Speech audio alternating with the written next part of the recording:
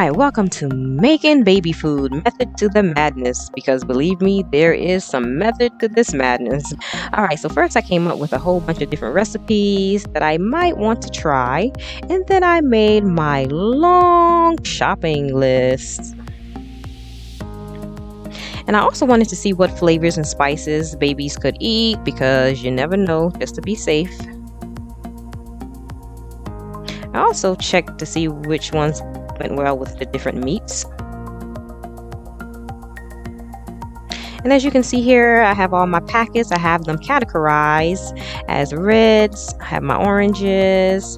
Further down, you see the greens and purples. And I have numbers beside them because those are the number of packets that I need to make for each category that you see here of the greens and purples and reds, even the baby dinners. And I also made some packets for me and my daughter as well.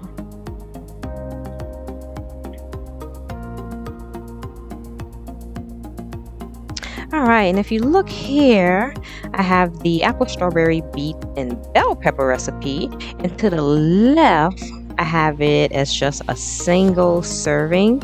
Not a single serving, it'll make you a couple packs. And then I have it tripled to the right. And up above that, you see some website links, and those are links to recipe calculators.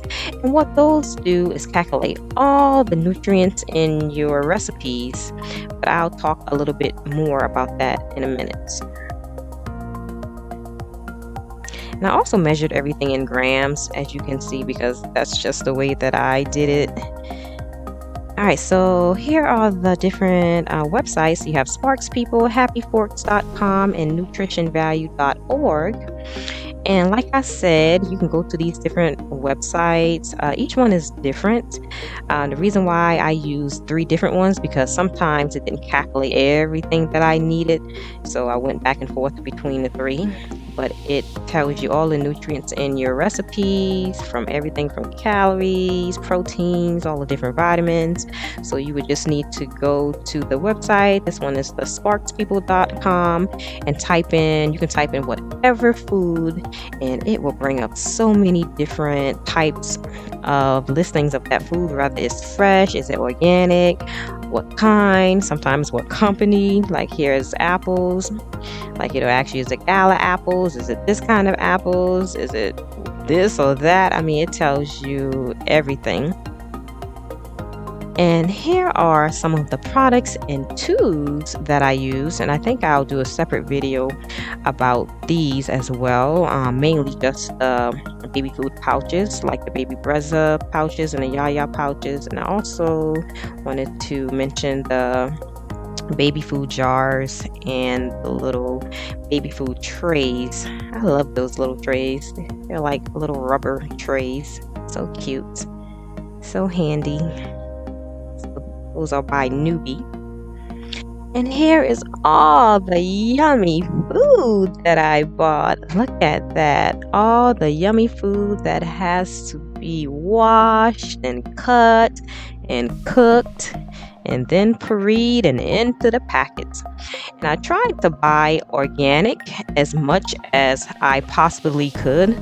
It's very expensive, of course, but try to buy organic if you can when making your baby food, because of course you don't want all of those pesticides and other things that they add into food going into your baby's tummy.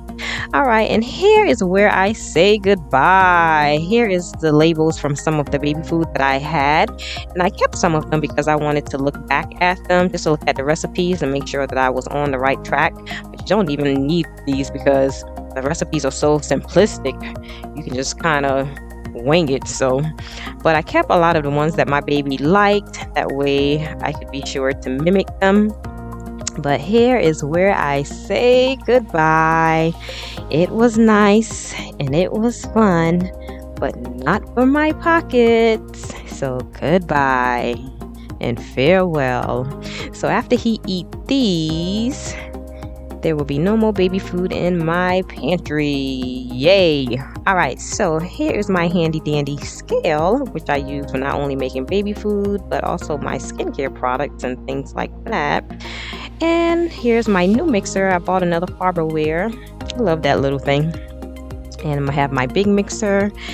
And I also have a steamer, which I didn't show you, see in a later clip.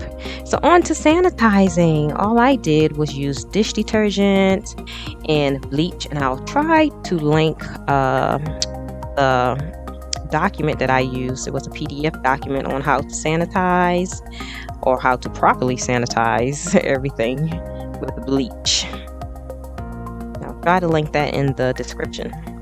So I wipe down everything. Everything is washed and clean and into the dishwasher, because all I'm doing is kind of spot drying, and I'm just going to let them dry until I'm ready to use them. Uh-oh, look who's being busy. Oh no. Crying and fussing and unsanitizing everything. Okay, so everything is cleaned. Now I have to wash the fruits and vegetables and anything else that needs to be washed. So here I'm just using water, and I'm going to add the apple cider vinegar. And you can also add some lemon to the apple cider vinegar, and that makes it a lot more acidic. So the more acidic, the better. You want to remember. And I know you all are laughing. I'm using such small bowls and containers, but I don't want to waste a whole lot of my product, like my apple cider vinegar. And usually I just wash 1 or 2 at a time, peel the stickers off, and rinse. Look at me trying to do my greens in that small bowl. All right, making baby food part 2. All right, so now that everything has been sanitized, everything has been washed, I went ahead and chopped everything. All the fruits and vegetables are chopped and ready to go. And the meat I have laid out, I'm going to cook that. Also, you see the grains, I have to cook those.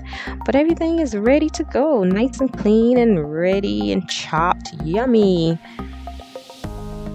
And I know you're wondering, why does she have those labels on the table? I realized that I needed to make labels because I was like, oh, this is so much food. I don't want to get anything mixed up. So I went and print a whole bunch of labels just to put next to each food, just to keep myself organized. Just look at all of that yummy food. I'm telling you, your baby's tummy will thank you later.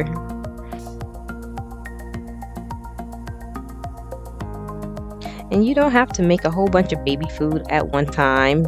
It's just me and my OCD, A-type personality, gotta get it done in one day attitude.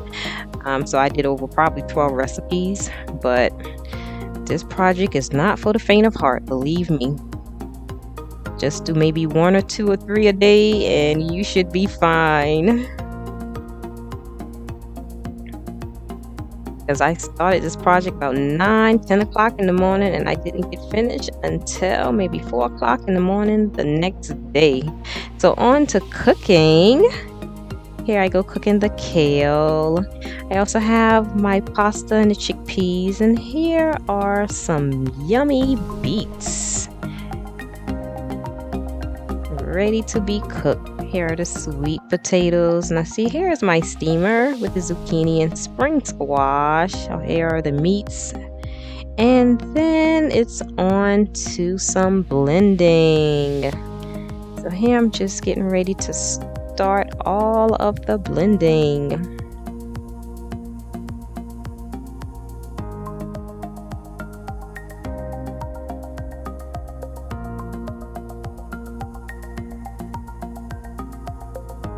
Ooh, hot steamy peas.